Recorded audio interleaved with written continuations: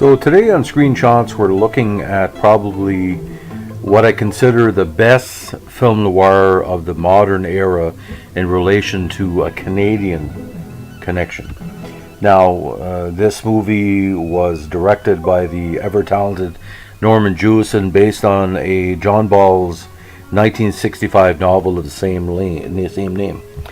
Now, the movie stars Sidney Poitier, Rod Steiger, Lee Grant, a great cast, and it details the story of Virgil Tibbs, a black police detective from Philadelphia who becomes involved in a murder investigation in a small town in Mississippi where his mother lives.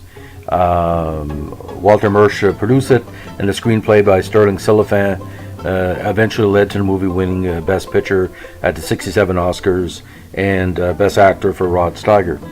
Now, although the film was set in the fictional Mississippi town of Sparta, with no connection of the real community, it's a very, very interesting plot device because it plays on racism, not only white racism, but black racism against white people. Now, in the movie, a wealthy industrialist named Philip Colbert has decided to move from Chicago to Sparta to build a factory, but unfortunately one night, one of the police officers, Sam Wood, discovers that Colbert has been murdered. Now, we don't know if he's been murdered because of money, because of romance, because of hatred, because he's starting to start up this new location, hiring a lot of black people. An investigation begins. Now, when Wood is trying to track down the suspect or the person who may have done it, he comes upon Virgil Tibbs, who's actually waiting for the train to take him out of town after a visit with his mother. And Gillespie eventually, Chief Gillespie, who played Rod Steiger, accuses Tibbs of the murder, but then finds out that Tibbs actually is a forensic crime investigator from Philadelphia.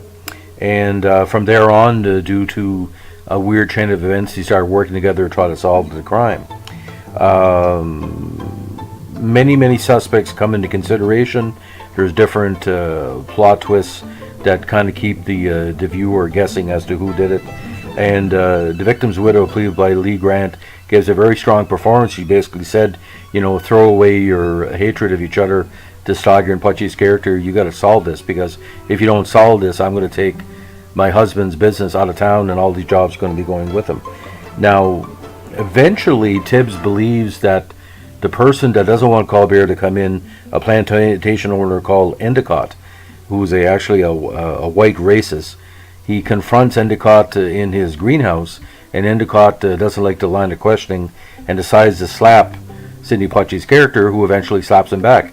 And as my dad once said, this is probably one of the most important scenes in what he called reclamation history or black movie history, where the black people are saying, you're not going to slap me no more. If you're guilty, I'm going to try to solve it, whether you're a white racist or a black racist or whatever. But Tibbs and the Steiger character, Chief Gillespie, there's a building of trust between them, because they basically believe that people that are of high authority and may have tried to get away from crimes need to be brought down. And actually, Rod Steiger, one of the biggest lines to Poitier in the movie, talks about that. You want to bring, someone down just as much as I do. As the plot goes along, there's a femme fatale that plays a very key part in the movie, and I'm not going to give away too much, but you don't really see it coming, because it makes no sense where someone would stir the pot so much like this femme fatale, and something could happen from it that's so intense. Now, here is my biggest problem with the movie. Not the movie itself is one of my favorites of all time.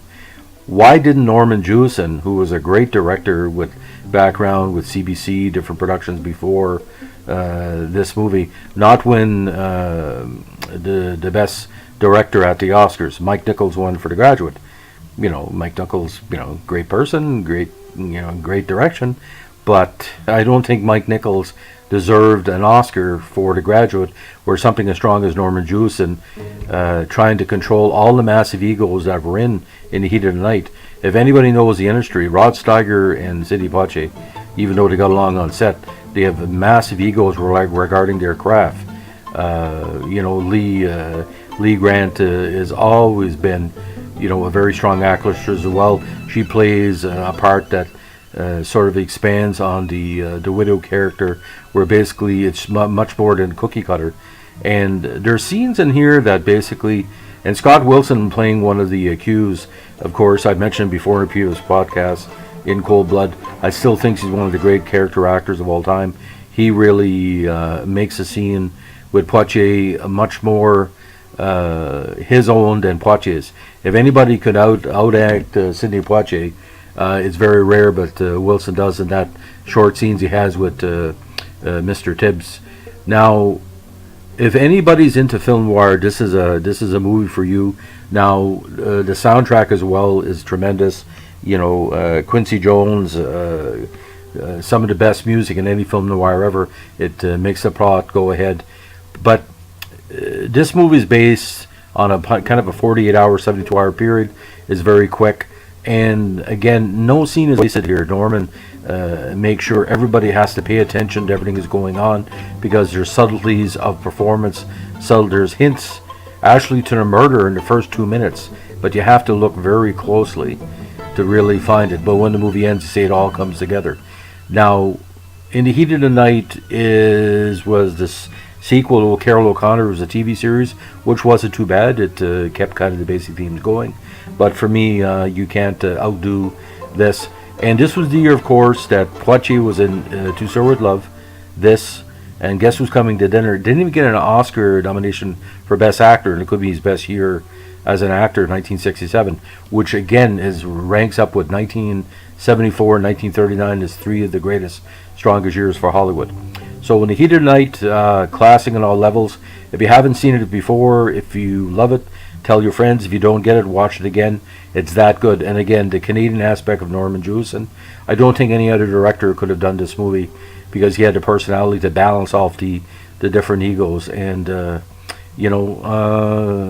and you think racism was tough back then. There's even white people now that believe the movie celebrates that type of racist culture, which is features in there.